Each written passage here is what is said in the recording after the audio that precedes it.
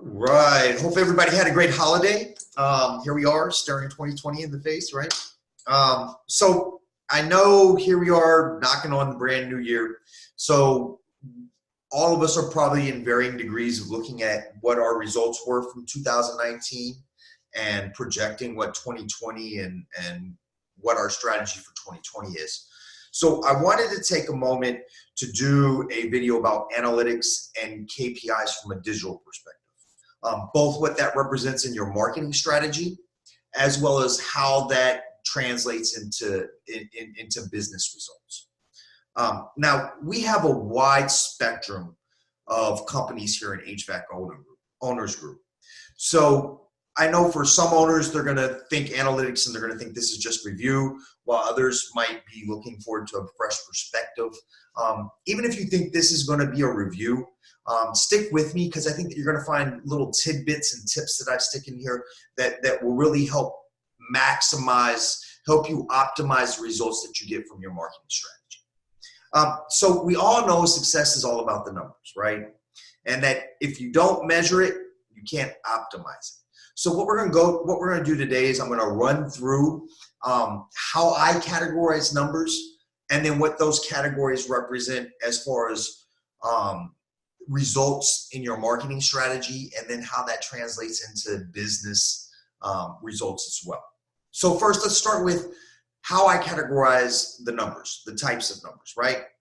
When I look at numbers, I look at them in four general categories. The first are vanity numbers, right? Numbers that look good, but really don't have a direct correlation to the bottom line numbers, to the conversion numbers, to those type of things, okay?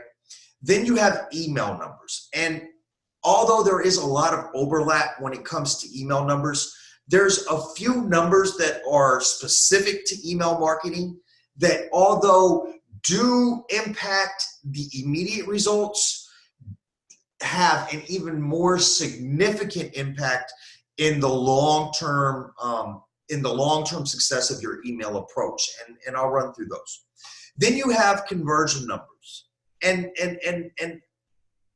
a lot of business owners that I talk to have a tendency to conflate conversion numbers with the next category, which is what I call bottom line numbers. And I want to kind of spell out what the differences, what those differences are, and then why those differences are significant, and then how to utilize those numbers in each of their places to optimize your marketing strategy.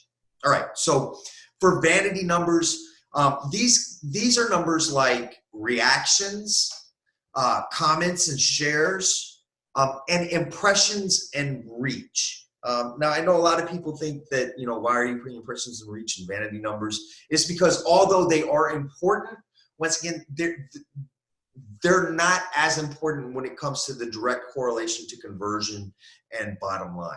All right, so let's talk about reactions.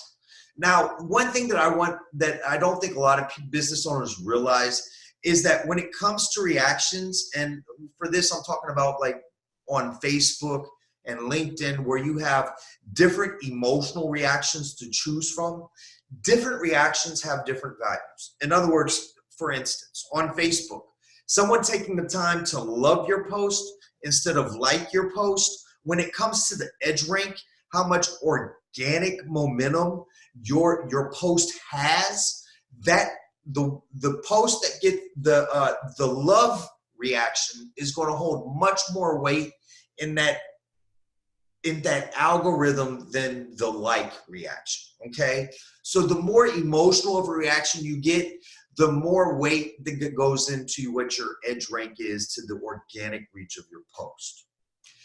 Reactions can stretch your marketing budget, although they shouldn't be a real goal. That if you produce content that really gets your audience engaged, you're going to get much more organic reach out of your post, and therefore you're going to get much more mileage out of your marketing budget. So regardless of whether it's a goal or not, your content should always be based around getting people to engage with it, to stretch those dollars as much as you can. Okay? Now, comments and shares.